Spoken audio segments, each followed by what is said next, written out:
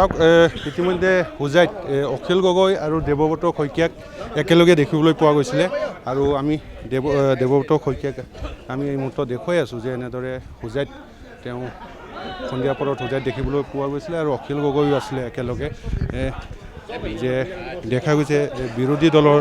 উপদলপতি আৰু তেখেতৰ সৈতে আমি যদি সম্ভৱ হয় দুই এষাৰমান কথা পাতিম যে ছাৰ যি ধৰণে জুবিন গাৰ্গৰ ন্যায়ক লৈ বহু পলম হৈছে বহুতে কৈ আছে ন্যায় পোৱা নাই চৰকাৰে কৈ আছে ন্যায় দিয়া হ'ব কি কয় আপুনি চাওক প্ৰথমৰ পৰা জুবিন গাৰ্গৰ যিটো অস্বাভাৱিক মৃত্যু ইয়াত আমি সন্দেহ কৰিছিলোঁ আৰু সেইকাৰণে কৈছিলোঁ যে ন্যায়াধীশৰ তত্ত্বাৱধানত তদন্ত হ'ব লাগে চৰকাৰে মানি লোৱা নাই CBIক দিব লাগে কৈছিলোঁ চৰকাৰে মানি লোৱা নাই চৰকাৰে কিছুমান তথ্য আইন বহিৰ্ভূতভাৱে লিক কৰি দিছে আগতে যিটো খুব অপ্ৰয়োজনীয় আৰু এই তদন্তৰ ক্ষেত্ৰত সন্দেহৰ এটা বীজ ৰোপণ কৰিলে আশা আছে নাই মইতো জুবিন গাৰ্গৰ যিটো লাইনত কামখিনি হৈছে সেইটো মই তেওঁ যে ন্যায় পাব মোৰ সন্দেহ আছে দেখা গৈছে যিহেতু আপুনি খেৰণিৰ পৰা আহিছে খেৰণিৰ পশ্চিম কাৰ্বি আংলঙৰ যিগৰাকী আপোনাৰ কাৰ্বি পৰিষদৰ যিগৰাকী মুৰব্বীৰ ঘৰত যি ধৰণৰ অস্ত্ৰ উদ্ধাৰ হৈছে প্ৰতিক্ৰিয়া সৃষ্টি হৈছে বিৰোধী দলৰ উপদলপতি হিচাপে কি কয় আমি ইতিমধ্যে এই গোটেই বিষয়টোৰ তদন্ত বিচাৰিছিলোঁ অসম পুলিচে কিয় তেওঁক এৰেষ্ট কৰা নাই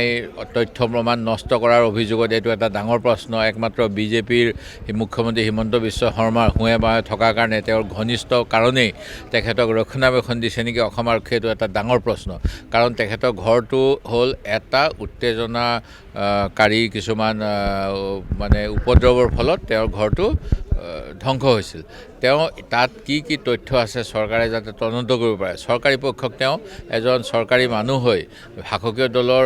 চিফ এক্সিকিউটিভ মেম্বাৰ হৈ সদস্য হৈ সহায় কৰিব লাগিছিল কিন্তু তেওঁ সহায় নকৰি পিছদিনাখন বুলডোজাৰ লগাই নিজৰ ঘৰটো ধ্বংস কৰি পেলালে ইয়াৰ লগতে তেওঁ আৰু তেওঁৰ বহুত দুষ্কৃতি তেওঁ ইয়াতে হাজাৰ হাজাৰ কোটি টকাৰ কেলেংকাৰী হৈ আছে আজি আমি গৈছোঁ অকল মেইন ৰাস্তাকেইটা কিজানি এবাৰ নহয় দুবাৰ তিনিবাৰলৈকে নিজৰ মানুহক ঠিকা দিবলৈ একেটা কামকে বাৰেপতি কৰি দুৰ্নীতি কৰি থাকে কিন্তু গাঁৱৰ ভিতৰৰ ৰাস্তা ঘাট বেয়া গাঁৱত যিমান ঘৰ হ'ব লাগে প্ৰধানমন্ত্ৰী আৱাস সেইবিলাক নাই বিদ্যুৎ যোগান নাই আৰু বহুত খেলি মেলি সেই গতিকে এইবিলাক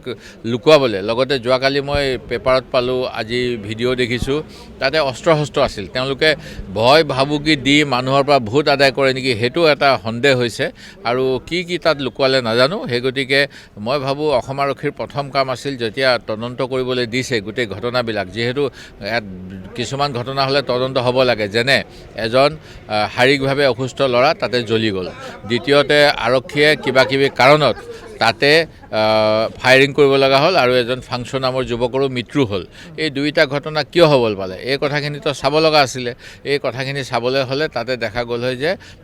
কাৰ্বি আংলং সাহিত্য শাসন পৰিষদৰ কিছুমান ভুল সিদ্ধান্তৰ বাবে আৰু সেই গতিকে গোটেই তদন্ত বিষয় আওতালে তেওঁৰ ঘৰ জ্বলোৱা কাণ্ডটো আহিব লাগিছিল সেইটো ফৰেঞ্চিকৰ কাৰণে ৰাখিব লাগিছিল এইবিলাক কৰা নাই সেই গতিকে ইয়াত চৰকাৰী ষড়যন্ত্ৰ আছে আৰু এই উত্তেজনা ৰাইজৰ মাজত আগন্তুক যাতে নিৰ্বাচনত প্ৰভাৱ পেলাব পৰা যায় এই প্ৰভাৱ পেলাবলৈকে এনেকৈ কৰিছে বুলি আমাৰ সন্দেহ হৈছে আমি ৰাজ্যপালক অহাকাইলৈ স্মাৰকপত্ৰ দিম অন্তিমটো প্ৰশ্ন দেখা গৈছে যিহেতু বিৰোধীৰ মাজত মাজে মাজে বিতৰ্ক দেখিবলৈ পোৱা যায় কিন্তু আজি কিন্তু সকলোৱে একত্ৰিতভাৱে আপোনালোকে ওলাই আহিছে একেলগে গৈছে গৌৰৱ গগৈ 100খন আসনৰ কথা কৈছে তাৰ মাজতো তেওঁলোকৰ অসন্তুষ্টিভাৱে একো মইতো আজি আমি সকলোকে আহ্বান জনাইছিলোঁ যিকেইটা দলক কৈছিলোঁ প্ৰতিটো দলৰে প্ৰতিনিধি আহিছে অখিল গগৈ ডাঙৰীয়া আহিলে জগদীশ ভূঞা ডাঙৰীয়া আহিলে জাতীয় পৰিষদৰ ৰাইজৰ দলৰ সাধাৰণ সম্পাদক ৰাছেল হুছেইন আহিলে আমাৰ CPM দলৰ বিধায়ক মনোৰঞ্জন তালুকদাৰ আহিলে CPI দলৰ আহিলে CPIMLৰ আহিলে আৰু অল পাৰ্টি হিল লিডাৰ্ছৰ ইংতি ডাঙৰীয়াও আহিলে আমি সকলোৱে মিলি আৰু অন্যান্য স্থানীয় দুই এটা দলো আছিলে আমি সকলোৱে একত্ৰিতভাৱে বিজেপিক যিবিলাকে বিচাৰে যে ৰাইজক এই দলটোৱে অন্যায় কৰি আছে তেওঁলোকক পৰাস্ত কৰিব লাগে সকলো দলে আজি এনেকুৱা ৰাজহুৱা যিটো কাম অভাৱ অভিযোগৰ খবৰ ল'বলৈ আজি একেলগে গৈছিলোঁ এইটো ভাল খবৰ আপোনালোকে 100খন আসনত খেলাটো এইটো এতিয়াতো এনেকৈ ক'ব নোৱাৰি তথাপিতো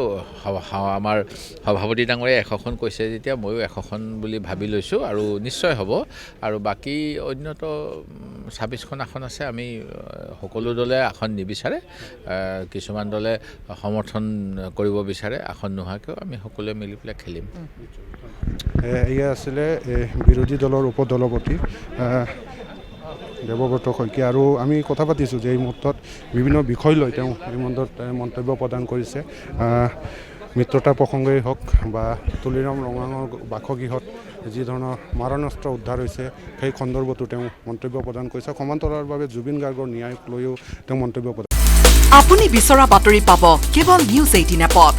নিউজ 18 এপ ডাউনলোড কৰিবলৈ স্কেন কৰক এই QR কোড গুগল প্লে ষ্টৰতো পাব এই নিউজ 18 এপ